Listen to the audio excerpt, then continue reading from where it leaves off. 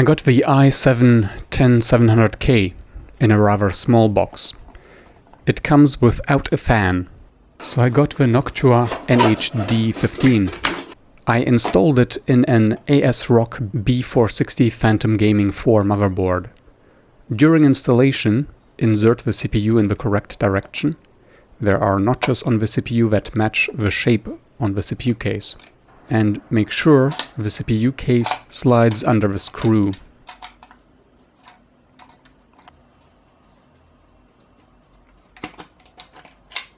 Since you have to buy a cooler, check out my NHD15 installation video. Or if you're dead set on another cooler, you will have to look up a video on that.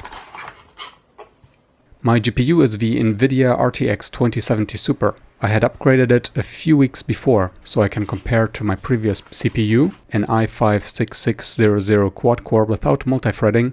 The results are in. I got roughly between 25 to 50% higher frame rates per second, mostly 1/3 more.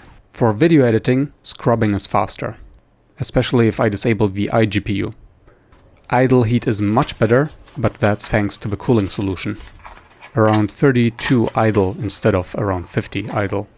I picked the 10700K over the 10900K due to the price, due to the slightly higher per core performance, and my assumption that it is more likely to last longer and have better temperatures. Let me know what CPU you are upgrading from and what you need the better performance for. Gaming, video editing, 3D modeling, or is it something else? So far I am happy with my upgrade for both gaming and video editing. I'll see you next time. Ciao!